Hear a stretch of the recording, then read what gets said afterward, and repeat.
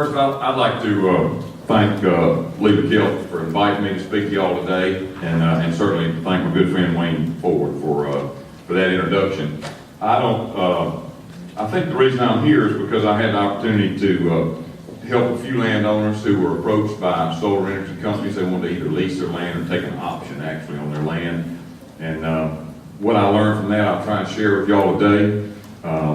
Kind of as an outline, I'll talk a little bit about federal incentives that are out there that I think may encourage some solar development here in the state of Alabama. And also I'll talk some about what Alabama Power Company's doing, because I think that's a strong driver for promoting additional renewable energy or solar energy development here in Alabama. And then I'll talk a little bit about what I learned from negotiating some leases or actually options with the landowners that I represented. Federal issues, really there's previous administration passed what's known as a Clean Power Plan. That's an EPA plan which was designed to reduce carbon emissions from 2005 levels. It really was a plan that was designed to increase efficiency of coal burning plants in Alabama. Alabama Power's coal burning plants. It was intended to increase substitution of natural gas, because the price of natural gas these days is relatively inexpensive. So substitute natural gas for coal. And then it was also designed clearly to encourage the development of non-carbon emitting renewable energy facilities such as solar or wind powered electric generation. There's also a federal tax incentive that was passed during the Bush administration back in 2006, but in 2015 it was extended for another 6 years, and that is the solar investment tax credit. That's a fairly important driver, I think, too. Companies that spend money on development of solar power anywhere in the United States will receive a 30% tax credit. So a company comes in and spends $1 million, they get a $300,000 tax credit, which I think is a fairly important driver to promote renewable energy development. That credit applies, it was extended to 2021, it applies to projects where they commence construction by 2021, as long as they complete them by 2023. So I believe in the next 4 or 5 years, as a result of that particular federal program, we'll continue to see some people approached for where they would like to lease your land or take an option on your land for to put solar panels on it, generate electricity, sell it to the grid, as they call it. And so I expect to see some of that activity continue. Before I go any further, I'm just curious if very many people in here have been approached by anybody looking for, I see a few hands going up where there are some folks that have been approached by companies looking to enter into an option or a lease on your property for solar, to develop solar energy. On the state level, and I think this is probably one of the more important drivers, in summer of 2016, Alabama Power published a request for proposals that was requesting companies to submit proposals to build solar panel or solar power generating facilities in the state of Alabama. Those proposals were due in November of 2016, and they told me that they received over 200 proposals from various companies as a result of that request for proposals that they sent out. You may be familiar with, and those, the bids will actually, or the proposals will have, in the process of being reviewed, but I think on May 8th or May 9th, here in just a few weeks, a couple of weeks, they're going to announce the companies and the projects that they will accept. So we'll see a little, I think, a little interest in solar development here. When those are announced, you'll see probably 3, maybe 4 additional projects that will be set in motion through this Alabama Power initiative. And you may be familiar, I don't know how many people are from Chambers County maybe, but over in Chambers County around Lafayette, there's a Walmart project where Alabama Power contracted with a group out of Miami, Florida. They came in, they've cleared about 400 and some odd acres, I think, and they're putting solar panels on that 400 acres. And Origis is the name of the company that is developing the solar panels there. I just put this picture up here just so people would see kind of what the solar panels generally look like. I don't know if if you drive between Columbus, Georgia and Warner Robins, you look alongside the road, you'll see a lot of solar development in that particular area of Georgia, if you want to see what they look like. But this is just something Alabama Power put out as a promotion related to the Walmart project. In addition to the Walmart project, which is a pretty good sized project, 72 megawatts of power is expected to be generated from that. There's a project at the Anniston Army Depot and also one at Fort Rucker. Those are the only projects I'm aware of in the state of Alabama to date. But again, I expect to hear of the announcement of 3 or 4 more projects here around May 8th or 9th whenever Alabama Power elects to have that news release. It takes about 5 to 8 acres of solar panels to generate 1 megawatt of power. Alabama Power was approved with the Public Service Commission to add up to 500 megawatts of renewable energy, primarily solar. Public Service Commission has approved that, and I expect, as a result of that, they did a request for proposal in 2016. They've gotten, like I said, 200 proposals. They'll expect to accept 3 or 4 of those, and in 2018, Alabama Power will again have a request for proposal, and again, I expect to see numerous little flurry of activity where landowners may be contacted in 2018 as companies try and secure agreements with landowners to put solar panels on their property, and then they'll submit their proposal to Alabama Power. If they're accepted, they'll come back to the landowner, exercise the option, and but I don't expect probably 3 or 4 again that would be actually accepted. So that's kind of what Alabama Power is doing. The Walmart project, interesting project, 72 megawatts of power. That's a big power source. Walmart is doing that because they have a company, stated company initiative to become 100%, use 100% renewable energy. They obviously want to promote that and use that in their advertising. They will receive the credit for the this solar project. Alabama Power gets what's known as a renewable energy credit. They pass that on to Walmart, and it will be retired here in the state of Alabama. Alabama Power does not want a company to come in the state of Alabama and receive a renewable energy credit and then actually have a company in another state that uses the power, so it will be retired here in the state. A renewable energy certificate is just a way to register the credits that they receive. It's a national program where they register them, and it allows Walmart or other companies to be able to advertise their use of renewable energy. Let's see, in addition, Alabama Power again in 2016 sent out this request for proposals. They have up to 500 megawatts. So far, there's 90 megawatts of renewable or solar energy that will be generated in the state of Alabama in the next year. So they got about 400 more megawatts, and you look at 400 megawatts times 5 to 8 acres per megawatt, you're looking at 3,000, 4,000 acres. It'll probably be have solar panels on them in the state of Alabama in the next few years. In my opinion, the Alabama Power request for proposals, it's a major driver for solar energy in the state. I expect again to see another increase in activity next year when this second request for proposals comes out from Alabama Power.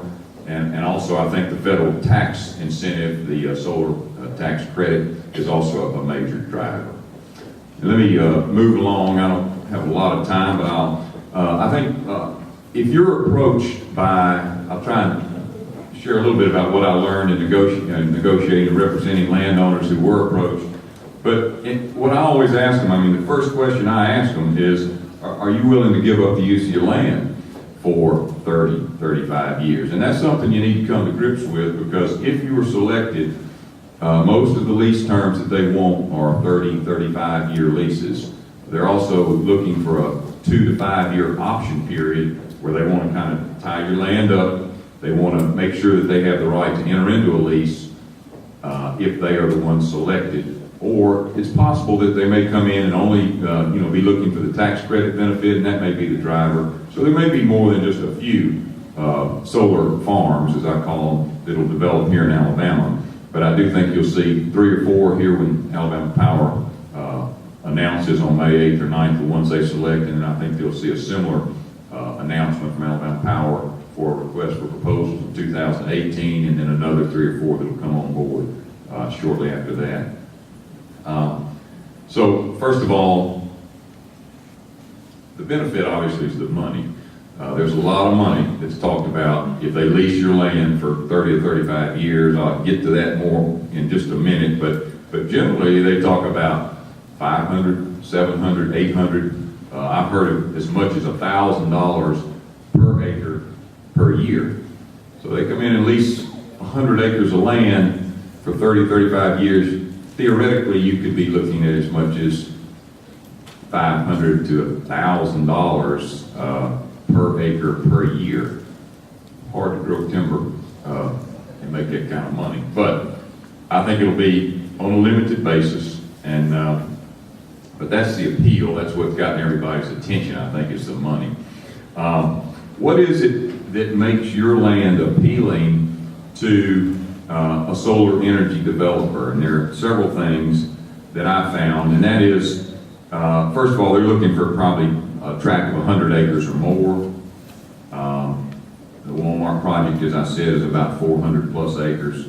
They're looking for open fields, which most of us here in this room aren't interested in open fields because we're growing timber. But that's not to say that timberland, I also know of timber companies that have been approached, and they're very interested in working out a deal with timber companies. They just have to factor in the cost of clearing the timber and then grubbing the land to put it in a state suitable for these solar panels. So the fact that it's timberland doesn't mean it's not appealing to them. It means they may have some more cost involved in it. Clearly, if you got timberland, I'd recommend that you have a provision there where you can cut the timber, take the revenue generated from that yourself, or certainly that you get paid for the timber value if it's accepted, or if you work out a deal. Like very level land. They do. They want relatively flat land. They want it, no more than say 5 to 7% slope is what I've heard. They don't want it in a floodplain. They want it, they don't want water to have potential for water to flood in the area. The panels need to be southwest facing panels. That's generally the direction where they get the most sun on their panels, and so they prefer that the 5 to 7% or less slope of your property is southwest facing. And then obviously the other thing they're looking for is they want a power line somewhere in that area, and they want a power line that's about 115 kilovolts in that range. They don't want the big high tension, high 500 kilovolt lines. They're looking for the 115, maybe 230 kilovolt wires, because it's much easier to take the electricity or the power generated from the solar panels and put it in those lines without having to use transformer substations and other costs. So those are, I think, are some of the things they're looking for. Flat land, 100 acres or more, southwest facing slope if you got it, and 115 kilovolt line that's in relatively close proximity to your property. And now, I think my speech that I talked about opportunities and pitfalls, I think I mentioned opportunities. Opportunity is the money. I mean, that's what's gotten everybody's attention. I mentioned dollar figures, 5 to 7, as much as $1,000 an acre per year. That's if they exercise the lease. All of the ones that I've talked to, they don't want to lease it yet. They want to make sure they're selected by Alabama Power, or they actually have a defined plan to enter into a solar generating facility. What they want to do is they want to take an option from you, and that option would allow them to exercise a lease on your property at some time in the future. They're looking for 2-year term, up to 3, 4, 5-year terms on options. They don't want to pay much money for the option. I've seen $1,000 per year. I've seen up to $10,000 per year, and I've seen a little more than that. But that's really what you're looking at on the option. Obviously, if you are approached, shorter the term on the option, the more the money. but first you better come to grips with whether you really want to give up the use of your land for 30, 35 years. And then, let's see, other things to remember when you're dealing with someone, and I hate to say this. I don't know where my good friend Joey Stevenson is. Joey said, Joey loves to come up here and he says, I'm not a lawyer. He loves to say I'm not a lawyer. That's because he doesn't like to hear the lawyer jokes about him. But we get kind of thick-skinned and immune to those after a while. But I will say this about Joey, and I don't know if he's here right now or not, but don't let Joey fool you. Joey knows a lot more than a lot of the lawyers do about land management, mineral management, things of that nature. So I'll put a plug in for Joey because he really is, he's very knowledgeable. Two or three things to remember, and that's shorter the term on the option, more money, and obviously make sure that you're comfortable with the idea of leasing your land for something like that, for your land to look like that for 30 or 35 years. So there's not much else you can do on your land if that's the case. The benefit is obviously the money. Typical language in an option agreement or a lease, it says they want to lease your land for the unobstructed flow of all radiant energy emitted from the sun over and across the property. One thing they do is they come to you own 200 acres, they may want to lease 100 of it, but they expect you to keep the trees cleared off in a buffer area so that it doesn't interfere with sunlight reaching those panels. Well, obviously, if they're going to do that, where you have some obligation on the buffer, you need to be paid on the buffer. So just remember that if they're talking to you about it. Warranty. Joey talked about mineral properties and mineral ownership. I recommend that you strike the warranty. I would recommend that in a lease arrangement that you do not warrant title to your property. It's kind of a long shot, but you may not own the minerals. Mineral owner has the right to come in and develop. There's not room for a drill rig on that kind of piece of property right there. So, and if you breach the warranty and they put $100 million worth of solar panels on your property, theoretically you got potential for a lot of liability that doesn't justify what you're being paid. So I always recommend that you strike a warranty. You don't warrant title. I encourage the solar company to do their own title work, go get their own title insurance policy, whatever they want to do, but they've come to you to use your land and they should do that. Indemnification. I heard Joey mention a lot about indemnification. You don't want to have any potential liability from anything that they do in their operations. They have control of their operation. You're the landowner if they lease it from you. So they need to indemnify you from any and all liability that arises from their operations. Insurance. You want to make sure a company that's leasing your land has and maintains enough general liability insurance that you're not relying on what's in their pocket, but you know that they've got insurance to cover any potential liability that may arise. And then one question that came up as we negotiated is what happens if they put these solar panels on your property and then suddenly the lease terminates for whatever reason and the company doesn't have enough money to clear that off to return it to its original condition. And we came up with a couple of ideas. One was a bond. One was a letter of credit, where they have a letter of credit at a bank, your bank, where you have a relationship, and there's enough money there to ensure that they can clean your property up, put it back in the original condition, or as near as possible to that original condition, in case they're not able to do that. And you know, obviously there should be a contract associated with the letter of credit. And then, in summary, let me try and close here in summary. I think there's some federal program out there. The Clean Power Plan's one. I don't know how long that will stay in existence. I know that the current administration, part of Trump's platform was clearly to revive the coal industry. I don't think he's in favor of the Clean Power Plan. As a matter of fact, I understand he's already signed an executive order to have EPA re-review that to find out if it's really going to meet its obligations. I don't know how that will survive, what will happen to it. The solar investment tax credit, I do believe that that's certainly in place for another 4 or 5 years, and I think that will stimulate some interest in the state of Alabama. Alabama Power Company with their request for proposals, the fact they're going to announce 3 or 4 more solar generating facilities here in the state, I think that will continue to generate some interest here. They'll have another one of those in 2018, which again will create some interest, I think, in the state. You may see some folks come to you and want to lease your land or take an option. And then in closing, again, if you're approached, I would think about what we talked about today, but I would have, or at least consider having an attorney or someone to help you in the negotiation to make sure that you understand exactly what the deal is and that you're protected and you don't get caught up in looking at $1,000 an acre per year. I mean, it's hard to overlook something like that. I do know that one company I've talked to, rather than deal with some of the issues, they've looked at just selling their property to a solar generator. That kind of separates the wheat from the chaff, in my opinion, because if they got the money to develop it and you're willing to sell, then you wouldn't have a lot of the problems to worry about over the length of time that it would be there. Not much you can do with it anyhow if they do elect to put it up there. But take the annual lease money and discount it back to present net value, and you may see a pretty good price on property. And that's just another option to consider if you're approached.